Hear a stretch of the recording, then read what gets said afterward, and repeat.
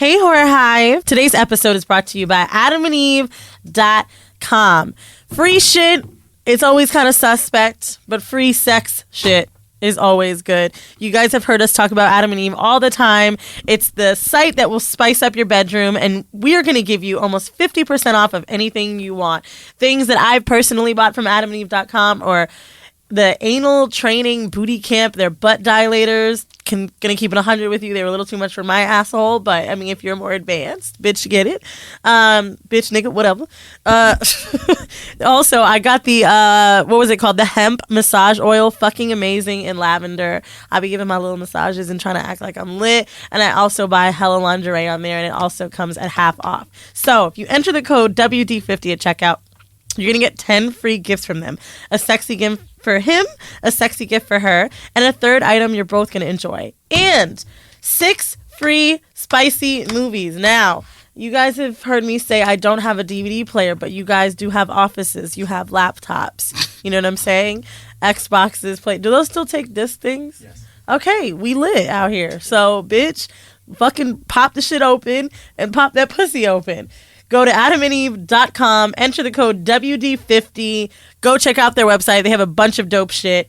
And let's get on with the show. Hey guys, welcome to another episode of Horrible Decisions. This your girl Mandy B, aka Pat the Stallion, aka Dat Bitch, aka Full Court Pumps, aka I don't know, Peg Ryan. Y'all done giving me all these little additional names that I love every time I go online. And I'm sitting across from my co-host. Hi, I'm Wheezy. Today's a really special episode. Why? I'm excited. Not because it's gay, not because it's God, but because I had to rush, my nigga. I really only did it for you.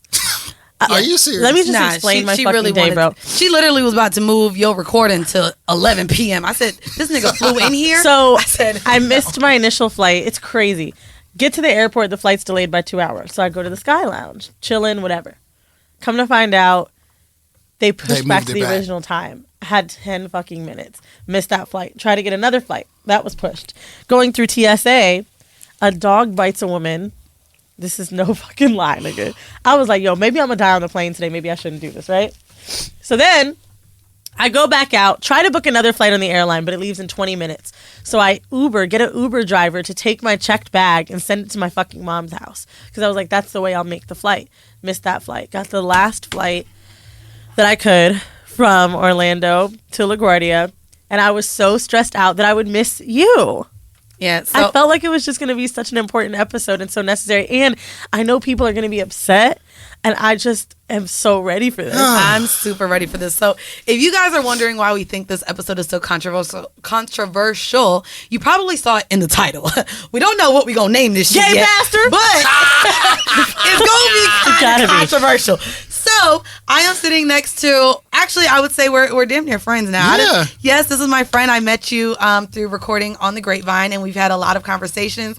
And the last time I recorded Grapevine, we talked a lot that day. We did. And I said, you're what? You do what? We started talking about your book. We did a whole lot of talking, but go ahead and introduce yourself and why I was so prevalent with having you on this goddamn show. Cool. So I am Cory L. Scott. Y'all gonna ask me that later for my social media stuff. It's all the same. I like myself a lot, so I name everything after me. Okay. Cory L. Scott. Say that. Follow. So I am the lead pastor of Transformers Church Chicago. Yes. And I do a bunch of different stuff, but Mandy and I, of course, met on the Grapevine, where I'm a panelist and do some other stuff. Yes. So I know we haven't yet really delved into the religion and sex topic as we really wanted to. And I'm really excited. Spell Cory L. Scott for me. CORYLSCOTT. Got it. And I'm just really excited because not only are you in the church as a pastor, but you kind of go against what we would deem as the normal righteous pastor because you are gay. Uh-huh. You're like, God, this is so normal for me. Like, this would make me go to church. So let me level set a little bit. Yes. So I am gay, of course. Like, there's no questions about that. So anybody that sees my photos and wants to Are you sure? Yes, I'm sure. Yes. I know what I like. Every time a man touches my body, I thank God again. That he didn't have titties. Listen. And maybe he does. It's just something. Thank you. Oh, God. So I want to, before we get into this whole conversation, because a lot of today's episode is going to question the Bible. Which is fine. We are going to discuss how maybe one can interpret the Bible differently. Cool. And we are going to have the conversation of sex, virginity, kink, and all of these things as they pertain to the church and religion. And so before we start, something that maybe Weezy and I have maybe gracefully passed was our religious backgrounds. So I want to start before we get into the conversation and say a little bit about my background with church, and then Weezy will go ahead and share hers as well. So when I was growing up, I did grow up as a Protestant. So Christian belief. I did go to church with my grandparents. I did go to church on Sundays with my mom. And when I was in elementary and middle school, I actually was a part of missions. Go ahead. So I did go to church every Wednesday. This was kind of like a Bible study that we had from about 6 p.m. to 8:30. And I had a little sash. Every time I memorized a certain scripture in the Bible, I got a sash. I had to wear a white collar polo shirt with a blue skirt and white sneakers. I went to Calvary Assembly in Orlando, Florida. And I helped my mom. My mom was a part of a lot of things that went on in the church. Joyce Myers came one time, and I remember we spent our whole weekend helping serve food for Joyce Myers. My mom was in love, not that way, but with T.D. Jakes. So my mom read T.D. Jakes' books. I grew up watching T.D. Jakes on TV. And it wasn't until maybe about my high school year that church kind of dwindled down more into for holidays. So Easter, we made sure we went for Christmas. I was even the bell in the Christmas play. Go ahead. You better ring. Oh, yeah, no. So it's crazy because I now identify as non-religious. Okay. I don't believe in the Jesus Christ that I grew up being told I should believe. He does not look the way I was told he should believe. And in my mind now, as an adult, I do not go to church. I do not read the Bible. I do not worship. And I currently believe in a higher power. I believe in faith, but not God. I believe in a God, but not Jesus Christ. And so in terms of how I even question religion with myself, it's just like I don't conform to that. Gotcha. But I thought it was important for you guys to know that I actually did grow up in the church, and that was a part of my life growing up. And so for you guys to see me now as a 29-year-old woman, that is no longer my case. So this may resonate with a lot of you.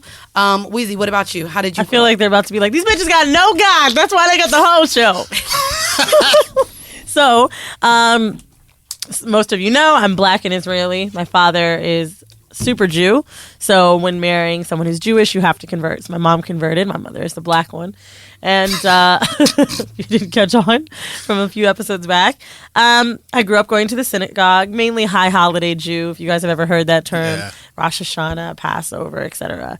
But I think that the reason I never got to deeply invest in Judaism was because I watched how they treated my mom. I was born in San Fran. Then we moved to Miami and then Orlando. And every synagogue was just kind of like this very shady thing. It was really hard and not inclusive because I didn't speak Hebrew. My dad tried to teach me, but there was nobody to like talk back with me, Hebrew. So as I got older, like 12, 13, my mom and I started going to church together, but sneaking because she really she missed church and she missed it how she knew. So we went with my aunt, rest in peace, and my grandma, me and my mom to New Destiny. And I loved it. But I think that as I got into later teens, I realized I was only using God when things were bad. My mom got really sick, and it was like that's when I felt like God was necessary. And then bad things would happen, and I felt like, okay, well, he's not helping me. And of course, it's the questioning, is God real?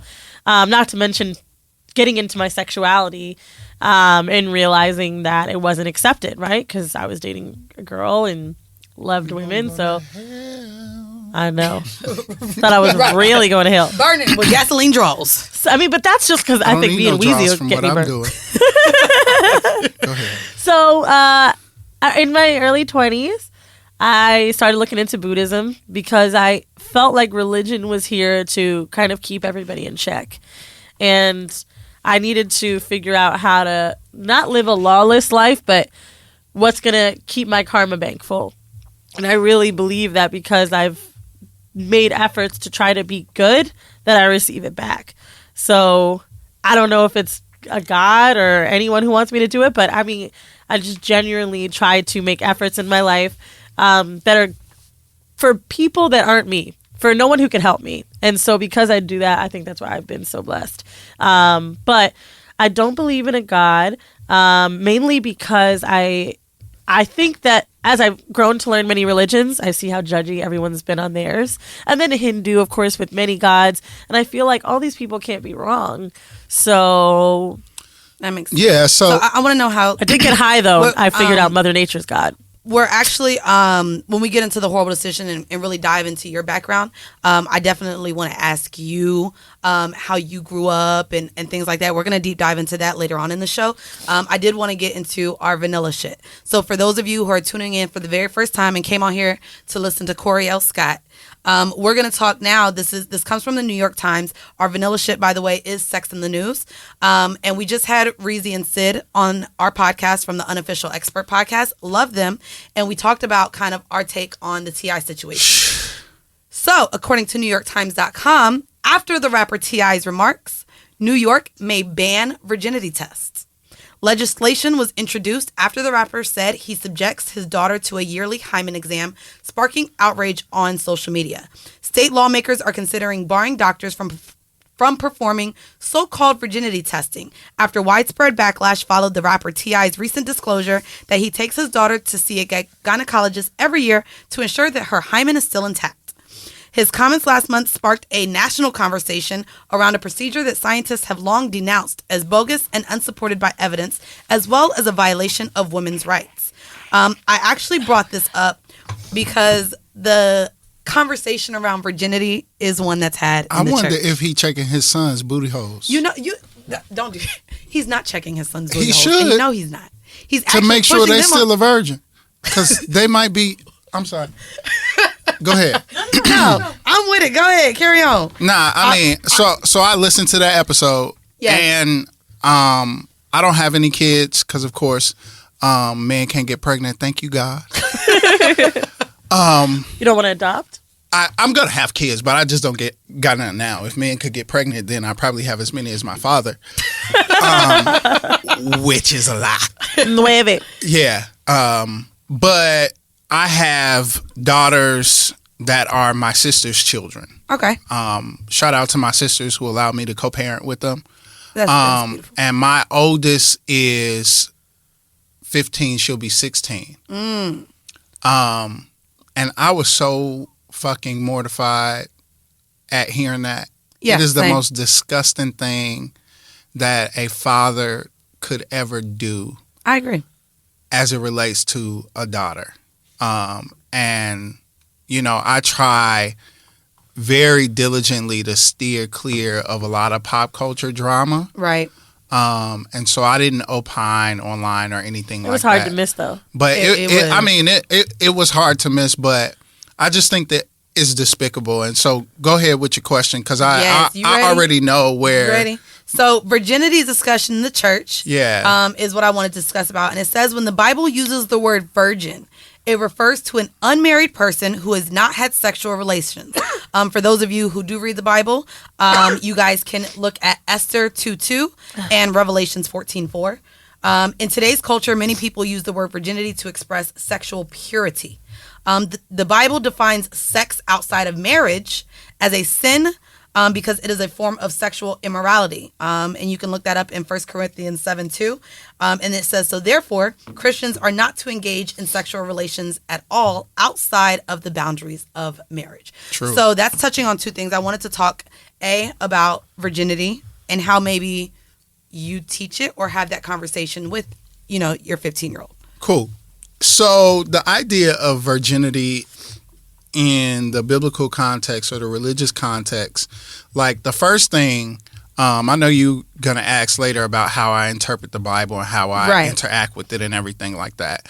I am not a person who agrees that the Bible is the absolute word of God. It did not descend from the sky, from the hand of God, delivered to us. And that's just it. It's pure. It's complete. It's absolute. Get the fuck out of here. I'm not supposed to curse. My brand manager told me not to curse. We'll bleep it. We'll leave it out. You ain't got to. No, let's do it. But nah, it's like you have to understand what the Bible is before you start trying to control people's lives, right? The Bible cannot be used outside of context. And in order to understand context, you got to understand history, you got to understand language, you got to understand patriarchal societies and all of those different things in order to understand why there's a premium placed on women's virginity and not men's. Right. Women are seen as items of control that belong to men, right? And in Near Eastern societies in ancient times, and still in some instances now, women are seen as commodities, right? And if I was going to marry you off, I don't get premium price for you if you're not a virgin.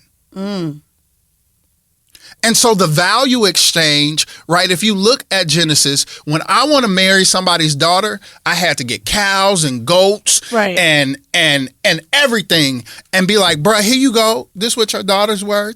Absolutely.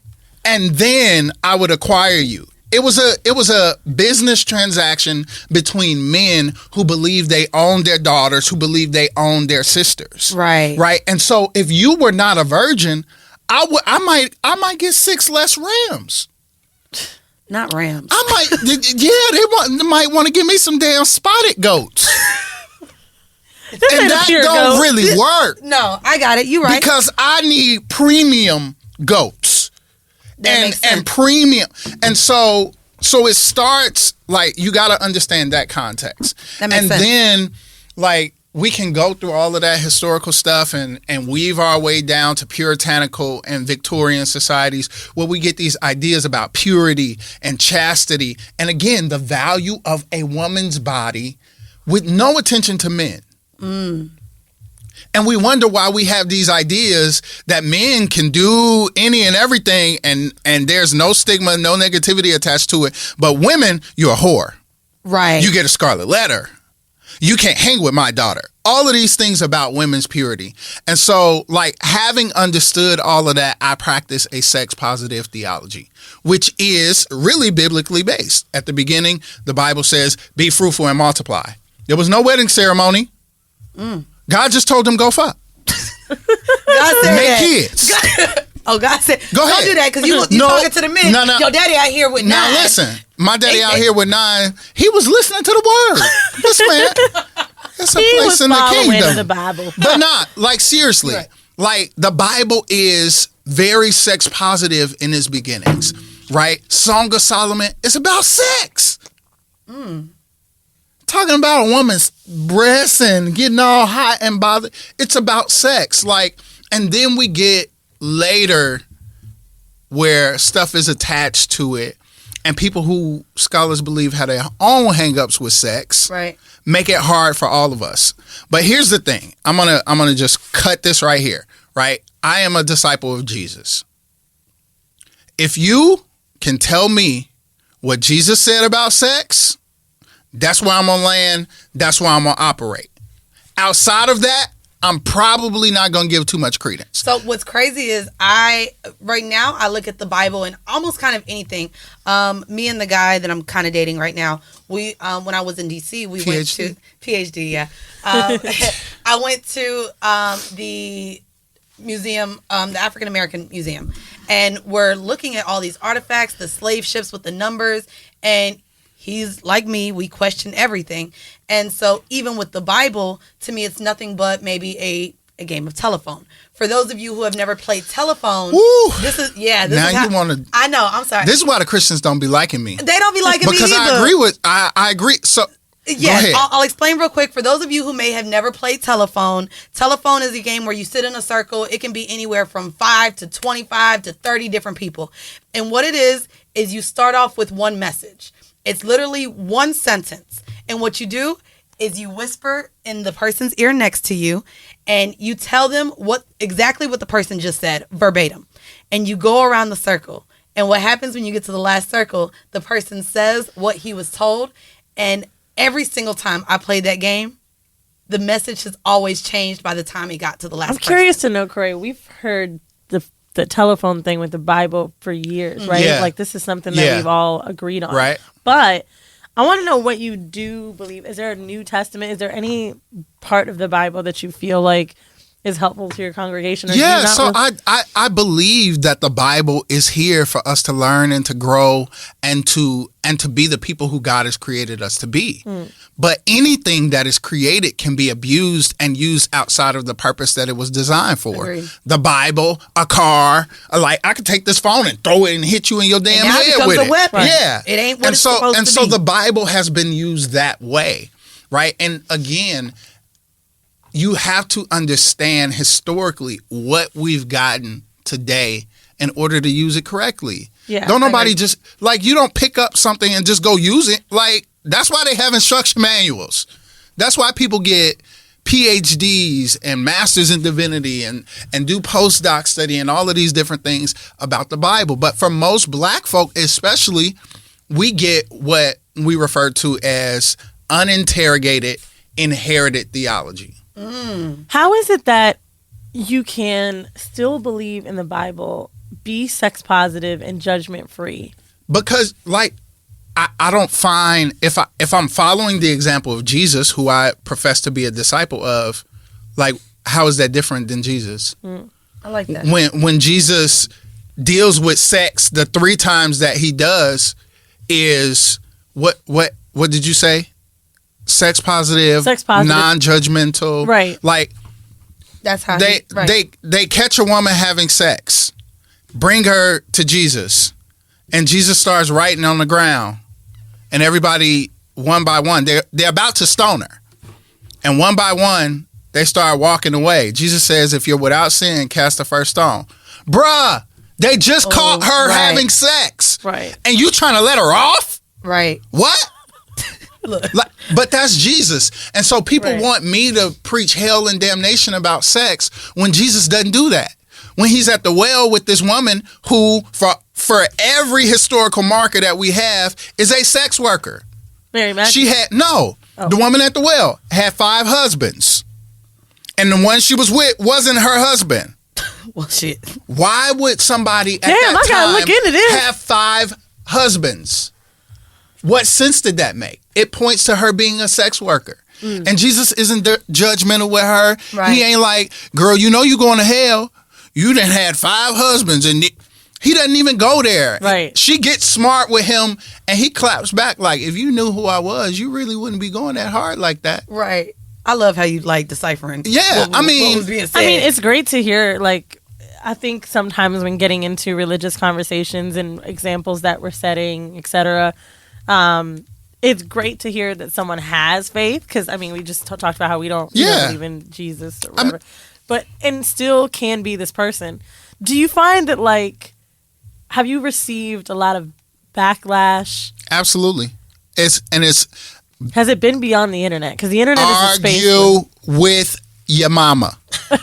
And listen, I get a lot of backlash on the internet. I get a lot of backlash and like in interpersonal relationships, family relationships, all the time. Right. I had to come to a point where I said to myself over and over and over and over again, I don't need anybody else's permission or affirmation to be who God created me to be. And it's so crazy because we get a lot of like letters in our DMs, and even people who just, hit us up and are like, I wish I could live as freely as you, but I grew up in the church. And so a lot of people actually use it as a hindrance. I wanted to actually, speaking of which, I wanted to get into our Kink of the Week this week. The Kink of the Week this week is actually a Reddit letter. So shout out to reddit.com. The question is it okay to be kinky and Christian? So I'm going to read the letter, and I wanted to talk about Again, we talk about kinks, nasty shit. All right. So let's talk about how godly or ungodly it may or may not be. I was wondering what Christians think of being kinky. If you are in a monogamous heterosexual marriage, is it okay to practice BDSM? Jesus didn't have handcuffs. Although I am not a Christian, But they had whips. Say that shit. I'm curious and hope that this question can be taken seriously and answered fully by mature people. Okay. My wife, who was raised in a Baptist household but has been an atheist since college, thinks that it should be okay to be kinky. I come from a Catholic family but have also been an atheist since high school. I think that Christianity might conflict with kink because it could be seen as hedonistic or sexual without reproductive intent. And I want to talk about that as well. Got it. From our conversation, I gather that Protestant Christians are a bit less strict about sex than Catholics, but I am not certain. Can Christians be kinky? And so I did want to talk about that because I have heard from the Bible that technically sex is created to reproduce. Okay. We clearly talk about sex in every way except reproduction because we are pro-choice around here. So I wanted to ask you, what have you seen as, either growing up or now that you are a part of a congregation, Christians' thoughts on kink lifestyle? So it probably doesn't come up. It certainly doesn't come up with me and the community that I lead because I think we concentrate too much on what other people are doing in their bedroom. Mind your own damn business. Say that shit. Yeah. Like, why are you worried about what other people are doing? But for the sake of the questioner who has asked that I be mature, let me again level set. There are at least 20 examples of marriage in the Bible. 20 different examples of marriage. Okay. That don't necessarily look like what we think marriage is today. 20 different examples. So when you talk about a heteronormative marriage, which one are you talking about, bruh? Because I can point to 20 different examples. Is it the one where I married you because your father forced me to? Or I marry you because I won you? Or I marry you because you were married to my brother and didn't have no kids, and so now I'm supposed to impregnate you? Or is it the version that I marry you because you were poor and picking up sheaves of wheat in the field? I hope I get married. Which version of this marriage are we? Is it because I married you because I was a great warrior and now I'm the king and you were, the king's daughter? There's a lot of high-low in the Bible. I don't really love you, and so I married somebody else after I killed her husband. And like, which version of marriage are we talking about? Right. But like that's where I get a lot of pushback from Christians when I start asking scholarly questions. How old are you, by the way? I am 35, 2 weeks ago. Oh, okay. Yeah. Happy belated. How long have you been studying the Bible to where you realize you are well versed amongst? So and what do you think? I've been in ministry since I was 8. And started really studying the Bible kind of in the way that most Christians and then most typical Christian ministers do from that young age. When I got to college, I started studying from a scholarly academic perspective. And so 18 to 35 has really been like scholarship time on task, like studying in undergrad, having access to study in the Graduate School of Divinity at Howard University. Right. Pause, because I'm excited to get into exactly your not only relationship with God, but your position in the church. As a black gay male and kind of what you've had to fight during these years from 18 to 35, that's 10 of years. But before we hop into the horrible decision, which is you, I wanted to go ahead and let you guys know that this week's episode is also brought to you by Lola. I'm actually excited that Lola has sponsored our show throughout the year. I'm not sure if any of you have noticed, and it's a research that me and my friends have done recently.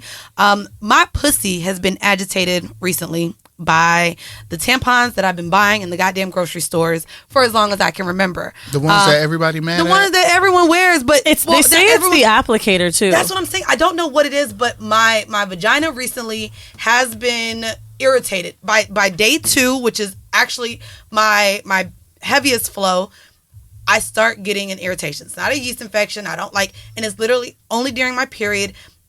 I just start getting really dry and irritated down there. And I have actually used our own goddamn promo code to now get Lola. Lola does have organic tampons. So you don't have all of these other things that are being put into our vaginas, which I think is very important. And also Lola does also have a sex brand. So they have organic lube, they have personal size lubes that you have, they have condoms that may or not irritate you. Of course, everyone's body is different, but I appreciate it. And it is a female owned company. So I definitely want to support more than ever before with our promo code now. You can now get 30% off your first month's subscription. So visit mylola.com and enter this promo code. It's WDP30. I know before we had another promo code that only gave you guys like 15 or 20% off, but we are now giving 30% off. So when you guys use the promo code, make sure you use WDP30 when you subscribe. The box comes very discreet, so you can have it delivered to your job if maybe you feel like you miss packages at home, and it comes discreetly so they don't have to know that you're getting lubes, condoms, or tampons. But again, it's something that I'm now using because these tampons are fucking me up. So again, thank you, Lola, for supporting this week's episode. And now back to you and the motherfucking horrible decision. Weezy asked some great questions before getting here, and I now want to know, what she said. Go ahead. You said you went from 18 to 35 to where you've technically been in the congregation. Yes or no? As a pastor. So I've been a minister since 18, yes. Okay. Did you grow up in the church? I did, since I was 7. What about your parents? So, no, my parents were heathen. That's why they had all them kids. Not heathens. I hate you so much. They was out there just sexing and fornicating. So you were, your parents had no influence on you being in church? No. So I went to a vacation Bible school, and it scared the hell out of me, and I didn't want to go to hell, so I had to find Jesus quick. This is not the beginning of religious trauma syndrome. Now, I have a friend who actually studies religious trauma syndrome. That's probably an example. We need that. That I'll talk about with her. But literally, I was scared. I did not want to go to hell. So I started going to church when I was 7 after this vacation Bible school. Oh. And then I started taking my siblings to church with me. My first ministry assignment, I was 8 or 9 years old on the intercessory prayer team. I preached my first sermon at 11. Wow. So when did you find out you were gay? Thank you for asking, because I was going there next. So I always, people ask me this and they think I'm BSing or something. So I always thought boys and girls were equally unattractive or attractive. Okay. Right? And I thought it was disingenuous for guys to be like, oh, she's cute, he's ugly, but you can't say he's cute. You a lying nigga. Right? It didn't make sense to me. So I just thought guys were cute. I get so annoyed at no homo too. I hate no homo. I thought guys were cute. I thought girls were cute. Nothing strange to me. Okay. Yeah. It wasn't until I got to high school where, that little hormone stage. Mm-hmm. I know that. And I was an athlete, and in practice I saw one of my boys. Oh shit. And I was like, whew, it's a little warm in here. My God. And God, too. I knew something was up. That dick. But and so I probably started realizing it maybe in the 11, 12 years old. That's late. I knew that before that, I still thought guys were cute. I thought girls were cute. No problem. Yeah. And there was no outside influence, no voices telling me about sex either way. Right. Oh, okay. So there was none of that going on. So I was just growing up, and a boy was cute, a girl was cute. Do you remember at all any time going into church and maybe them having that conversation about homosexuality at all? Nah, my church wasn't that homophobic, like fire and brimstone, if you're gay, you're going to hell type church. Right. That might be because our minister of music, I didn't know this growing up, but our minister of music was gay.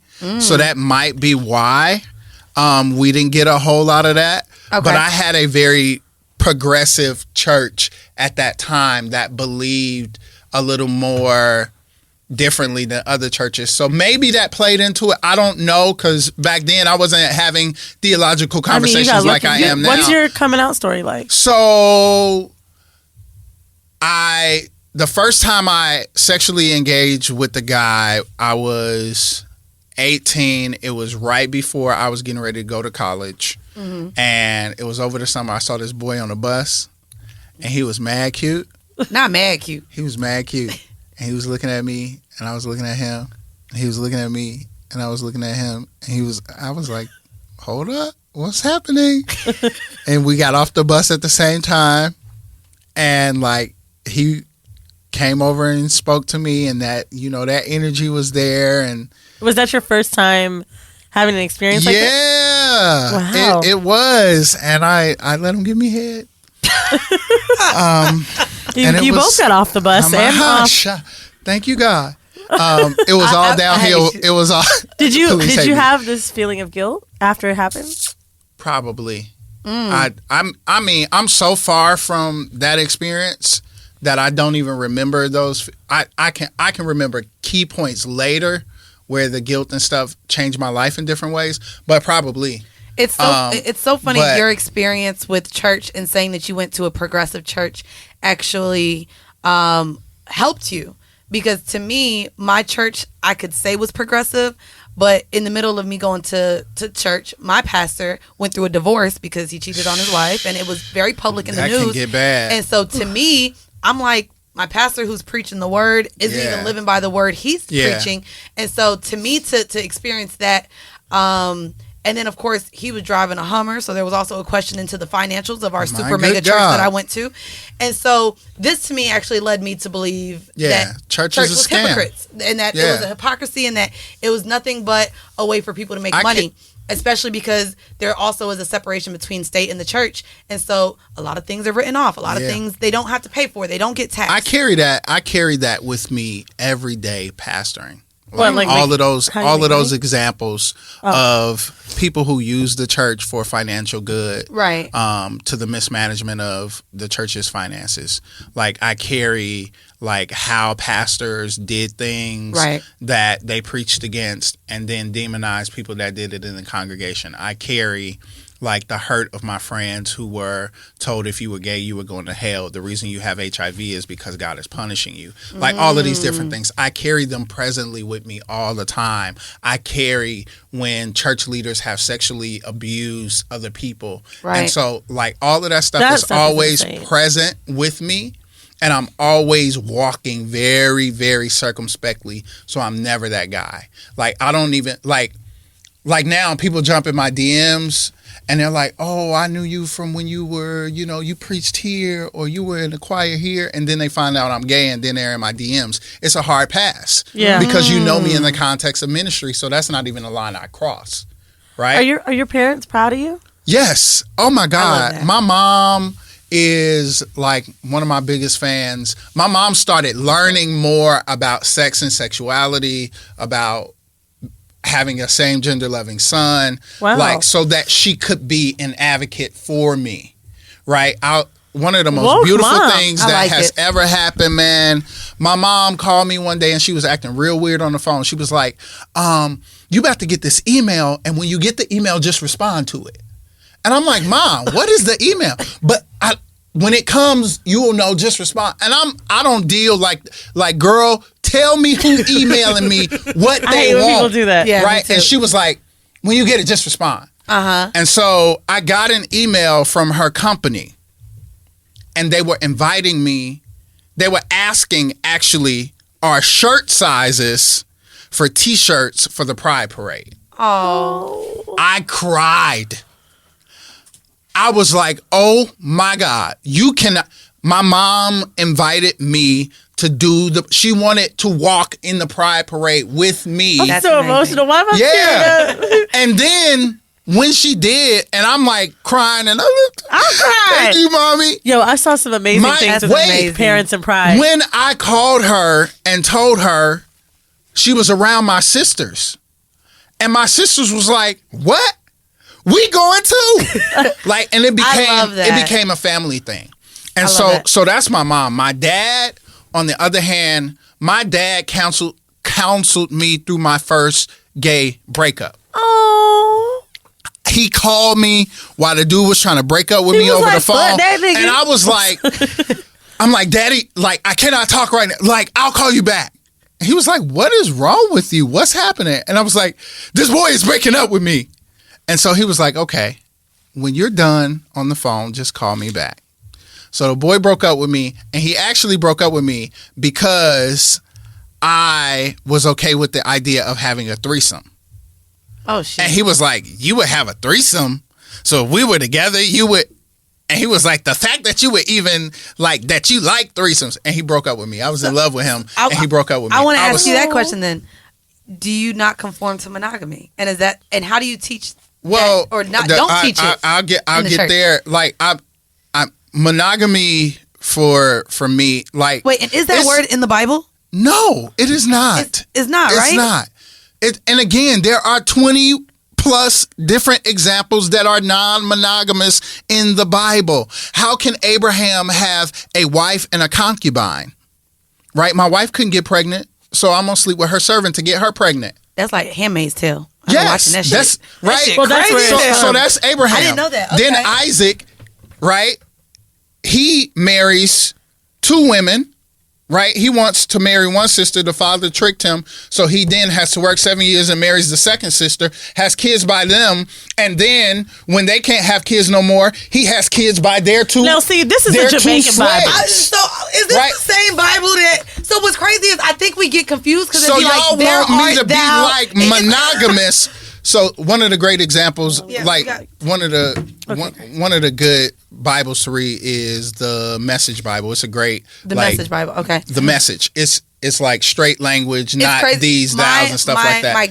My grandfather actually bought me a Bible that was more English, like American English, like to read. I don't know what the language is. I know it's English. It may be the American Standard Version. It had my name scripted in it. It had like gold pages, but it was one of those Bibles that was supposed to be easy to read. Whatever the case, it ain't say this shit though. Monogamy, it's there. It's there. Monogamy does not exist in the way that we think of it. And so, as far as I'm concerned, right, that is between you and your partner. Right. And what you all are able to work out that is best for you, that is not harmful to either you or your partner. That is the context of being sex positive and practicing a sex positive theology. Gotcha. That it is not violent or harmful to either of us that are participating in this. And so while I operate best in monogamy, that might not be the case for you. Right. And that's not my business to tell you that you're going to hell or it's against the Bible, because it's actually not. There are most of the patriarchs in the Bible that start the faith have multiple wives. So get the fuck out of here. Say that shit. I have another question. I feel like if you want to skip it, fine. But I really am curious. How do you feel about abortion? I don't have a vagina. That enough said. Let's skip it then. I like that answer. I don't have a vagina. And so if I felt the way about abortion, I would have to feel the way about masturbation. Because niggas is out here aborting all the time then. And so that goes back to your question. That goes you asked I'm serious. You asked earlier about sex for the purpose of procreation and where that idea comes from. It is based in a biblical idea, but we take stuff way too far, right? And again, it's about context. The context that Israel establishes, we're trying to build a nation. The way to do that is to have kids. If you're not having sex for the purpose of having kids, it's a sin, okay? Right. Sex for kids. That's it, right? That's the established protocol, right? Be fruitful and multiply. Abraham's descendants are supposed to be as many as the sands on the beach and the stars in the sky. So everything they think about having sex is for the purpose of having kids. Only thing I want to multiply is orgasms. Right? Y'all gonna be in these comments like, oh, right? We gonna have. And so he's not a representation of my community. And so, right, they're gonna drag me. And so what happens is there's a person who, right, the Bible mandates, like, if you have a brother and your brother does not have children, right, you have to marry his wife, even if you got a wife, and have kids with her. because we're supposed to be multiplying and sands on the beach and stars in the sky. And this one dude, right, marries his brother's wife and has sex with her, but he pulls out and spills his semen on the ground. Oh, that's what all the niggas do now. And God is obviously upset with him, and it's a sin. And so from that story, the Catholic Church derives this idea that if you're not having sex for the purpose of procreation, then it is sinful. So what after I can no longer have children, am I supposed to stop having sex? Hell no. What if I have some physical ailment that prevents me from being childbearing? Am I not supposed to have, like, we don't ask or answer any of these questions when we start having these theological ideas and concepts that wrap people's lives up in these damn pretzels. I want to know, like, wrapping up the horrible decision, the best thing you've read in the Bible that you live by, and the worst. The worst thing I've ever heard was, like, you have to, like, live in a different house when your wife's on her period? Yes. And I'll be asking people when people be like, you know, the Bible says that homosexuality is an abomination. And I'll be like, them clothes you got on and that shrimp you just ate is an abomination too. Bottom feeders. And you still... When was the last time you put your wife, your girlfriend, your baby mama out the house for 2 weeks when she was on her cycle, Nick? 2 weeks, Lord. No. We know The Bible mandates 2 weeks? that she has to be outside put us in check for 2 weeks. Oof. I know your cycle ain't 2 weeks. I was about to say, were the weeks different back then? No. Did they have 7 days. weeks? But you were still unpure. That is crazy. You're right, because my PMS and then I kind of leaked a little bit. And so you had to be outside of the camp for 2 weeks. That's crazy. So wherever you were staying out there, I didn't have no period, so I wasn't going to look. In the period place, they just threw them all together. That is. It just had a bunch of rags together. If you're not the doing, Red Center, if you're not doing that, if you're not putting your significant other, your mother, your wife, your daughter out for 2 weeks while she's on her daughter too. If a woman has a cycle, she has to be outside. That is insane. Yeah, so we don't. So we ain't doing none of that. That's one of the so worst y'all things could you've just heard. leave me alone. What's one of the best things that you've been able to interpret and live by because of the Bible? For real, love thy Jesus. neighbor. Yeah, that's probably one, but one that hits me all the time is when Jesus asked a couple questions. When I was hungry, did you feed me? When I was naked, did you clothe me? When I was sick or in prison, did you visit me? And they were like, Jesus, when were you ever sick or hungry or naked or in prison or any of that? And he says, I'm not talking about me, but whatever you did to people who were in that situation, you did to me. Ooh, a read. Jesus was real sarcastic, just like me. I try to be a disciple in the most purest of the sense. And so I love that one. That really drives my life. Like, I do like that. I can't walk by homeless people and treat them less than human. Like, I had a situation where somebody called me from jail and I was upset, and then check myself, like, Jesus said, if you were in prison, did you visit me? Like, if you weren't going to accept the call, you definitely weren't going to visit. So what are you doing? And you call yourself a pastor. I ain't even write Felon Bay a letter. You got to come on. He came for me. Felon Bay? Felon Bay. You got to write him. Just tell him, hey. Jesus said, hit him up. That's what Jesus said. You know what? So the homeless thing. That really drives my... I have always noticed one major thing. When people can walk by someone eating out of the trash can. I can't. Me neither. I can't. And I understand I can't help everybody, but I'll be late. I can't. To where I cannot. I mean, and if you pass a homeless person, just look them in their eye and say, I'm sorry, I don't have anything. Good morning. Excuse me. Acknowledge their humanity. Yeah. Like, just do that and see what happens. The shame around homelessness is crazy. And so and we are all a few paychecks away from being homeless, bro. Listen, straight up. I mean, rent due tomorrow. Rent right now. It's the 3rd. They give me to the 5th. They give me to the 10th. I be paying on the 9th. I'm about to be pussy popping on handstand. I got to pay the rent. Listen, I'll be happy.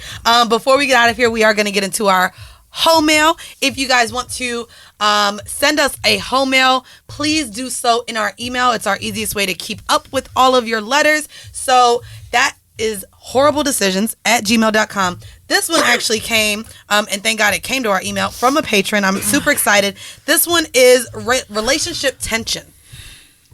I recently got into a very heated fight with my boyfriend. It got very disrespectful, almost to the point of getting physical. That's very unlike us, and I'm really sad it got to that point. During the argument, I said some really hurtful things that I regretted as soon as I said them.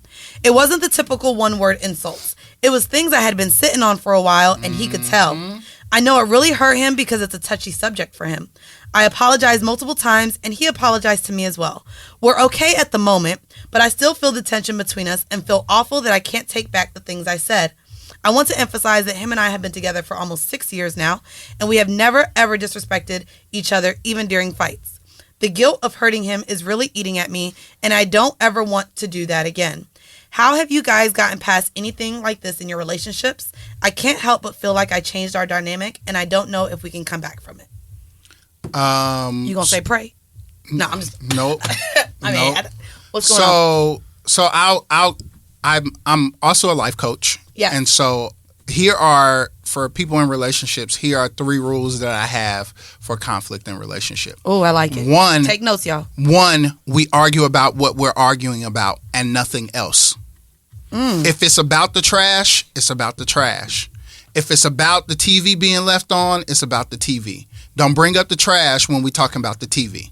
Ooh, I if like you had that. an issue with the TV, bring up the TV at that time. We argue about what we're arguing about, nothing else. That's a great rule for Right. this podcast. And so, Ain't it though? Say it. and really it will is. force you. No, it I will like force that. you to deal with stuff that you got going on, and not do what this writer says that she did, which was it was stuff that she been harboring and stacking chips. So Bro, she could, like, I'm telling you, and so, I've never been able to hold water, but it's a so, blessing and a curse. if we argue about what we arguing about, Say nothing that else. shit. So deal with the stuff that you got to deal with at that time.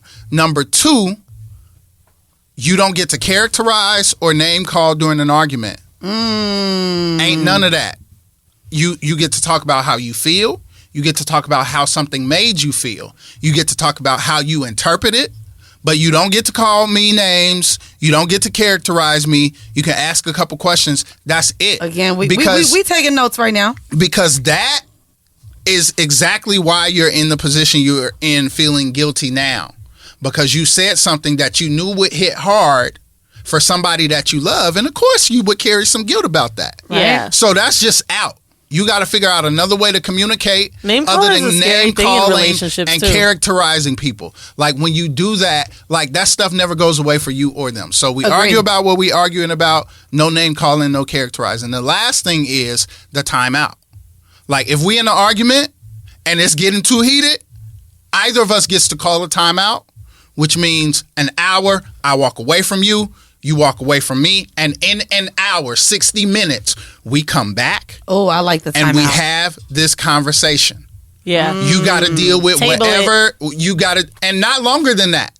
I like that. You got to deal with whatever if you need to sip a 'Cause I cup of take coffee, hours. I go- if you I need go to do go. some yoga or whatever it is, like, no, because what tends to happen is if I can just call an indefinite timeout, I can walk away from this and we don't have to deal with whatever it is. But the timeout is only for an hour. Either of us gets to call it, and when we do, the other stops. You don't get to make no more comments. Corey, you know, Corey, nothing else. we gonna hire you as the coach for this podcast. Maybe Jesus And is real. shit. Because and You that's came it, in here right? saying some shit that honestly, And like we and I just got, into just a debate. There's a lot going on with the tour, with building a team, with just a lot. I guess when you have a business, specifically one, and I'm not going to talk about how much money we brought in this year, but it was a whole lot. And so I know they say, money, Yeah. more money, more problems. Yeah. And the idea that it does bring happiness has been one that I've found now not to be true. And so, yeah, we've been back and forth It's with, about management. with our communication And it's really- skills as well. And it's really, so I have a certification in conflict resolution and mediation, See? right? And so communicating in any relationship is probably one of the most important Agreed. things, and how you communicate. And so that's why I have those 3 established rules for relationships, especially romantic relationships. Like I just don't do that at all. I'm not calling people names. Like I'm not characterizing. Like I'm not bringing up subterfuge from other arguments. Right. And if you operate that way, you deal with whatever the issue in front of you is, and walk away, and then that's it, right? And so the resolve for that is like you're gonna feel guilty, and that should shape your actions. That should shape how you reflect on the next time you get to that point where both of y'all are heated, and I'm about to say something again that I know I'm gonna regret. And you have the immediate past regret to reflect on. So you literally just answered this whole. You did great. Yeah, I don't have no answers for you except that it affects how you move forward. And I hope that he's cool and that you all can continue to grow. If he's hurt or there needs to be some healing or whatever there, then y'all got to do that work. But there's no quick fix, no easy answer to that. That was beautiful. She could have paid for that. That was beautiful. No, honestly, she probably should have. Like, that was beautiful, and that was actually something that probably couldn't have come at a better time. Click and donate on their Patreon. Hey, say that shit. Thank you. Before we get out of here, say again where our listeners can find you and what projects you have going on. Yeah. And drop your church again. Because listen, Chicago, we have a huge following in Chicago. I know. Yes, they love us out there. And we coming to Chicago on the 22nd. I know they're going to be, like, we have a big following there. I know they're going to be at your church saying, oh, God. Yeah. I heard you on that whole show. God bless you. Amen. So you can find me on all social media platforms at Cory L. Scott. I'm actually trying to find you and I couldn't. Could you elaborate? CORYLSCOTT. No E. No E. There we My go. mama knew how to spell. She didn't need no extra letters. Hey, say that shit. Cory L. Scott, Instagram, Twitter. If you add me on Facebook, I'm probably not going to add you because I don't know you. Same. This is a very godly Insta. And so my Instagram is only work, grapevine stuff. The projects that I got going on right now. Thank you. My book just came out. Recently, it is the Counterculture Devotional, The Journey to Being the Person God Created You to Be. I love it. It's a 30-day devotional that just gives 30 lessons that help you get to being the person you were created to be. It's not really heavy. It's real easy to get through. So that is happening right now. It is actually how I'm living and paying my bills and all of that. So please buy my book. Support. CoryLScott.com. And so I'm trying to be like y'all when I grow up. Oh, stop. Right.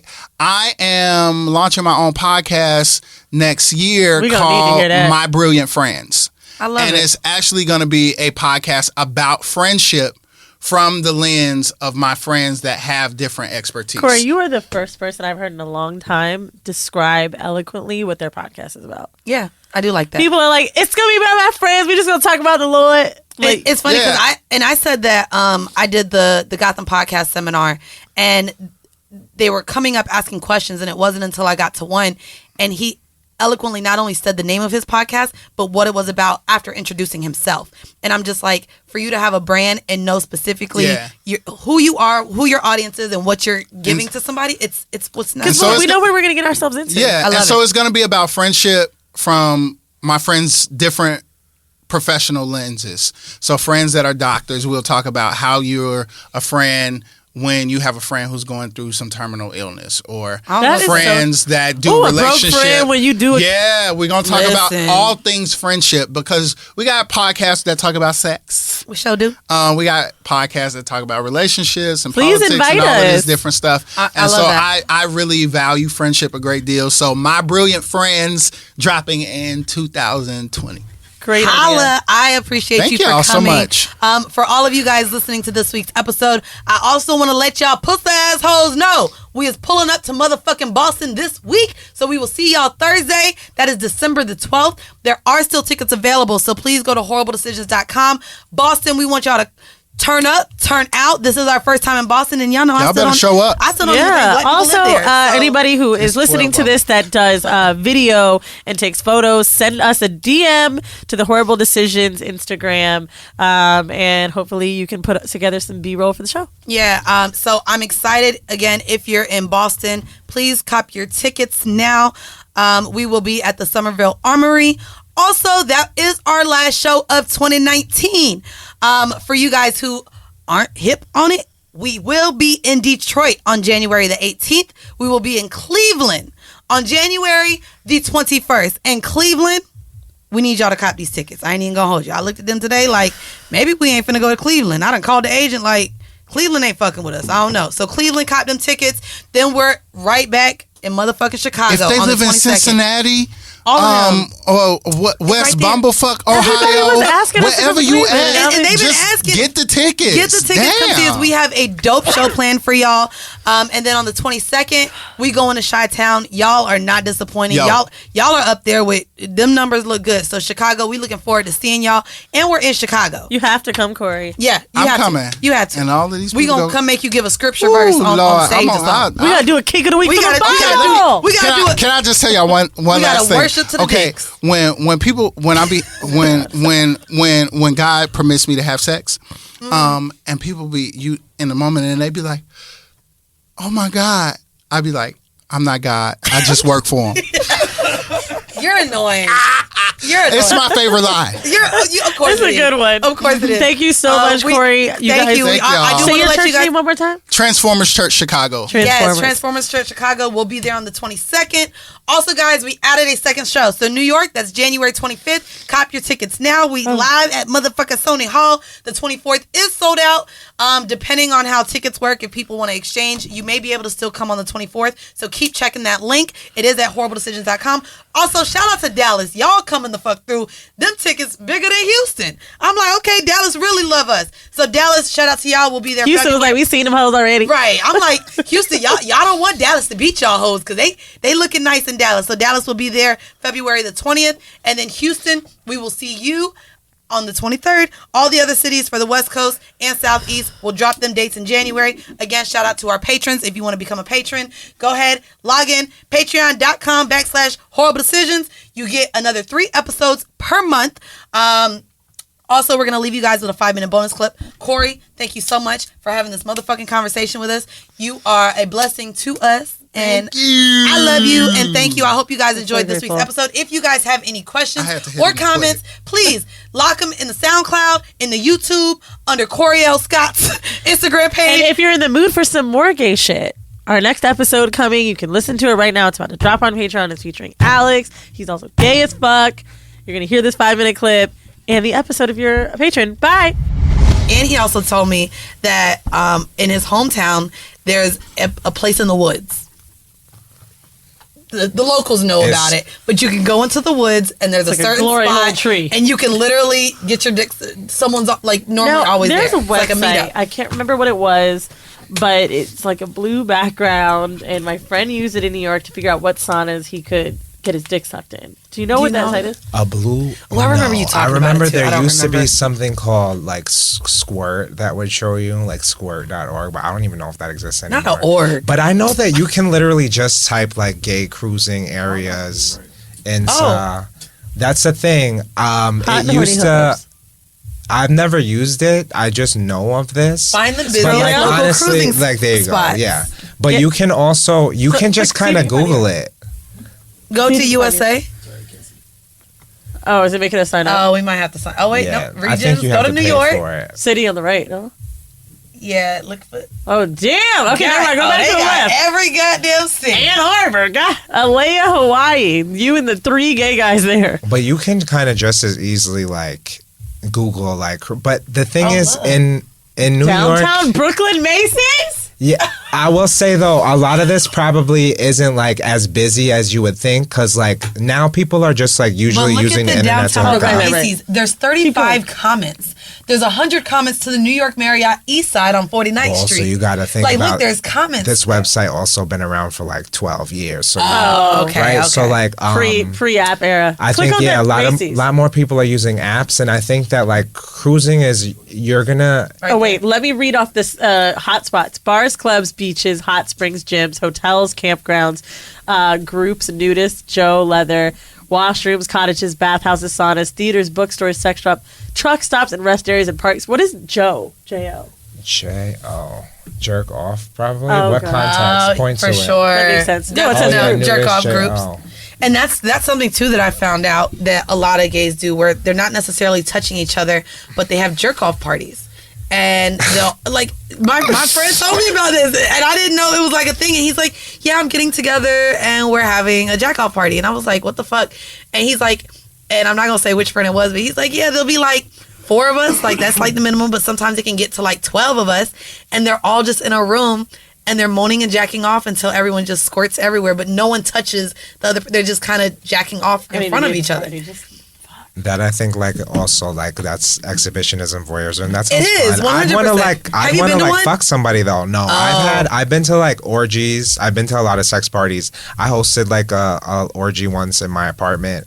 How big is your apartment? It's not huge, but like an orgy, like how many people do you need for an orgy? 4? Like, yeah, like there were like maybe like 8 of us in total, like at one time. That's group sex. I live in Queens, but like right on the border of I didn't even know anyone lived there. So like Ridgewood, Bushwick. I mean, like, so you got a big apartment. I only go to Queens not for the really. airport. It's not big. It's not like big. It's like definitely more space than I would like find something that you would find in Manhattan. Like, tell us about your orgy. Had you met them before?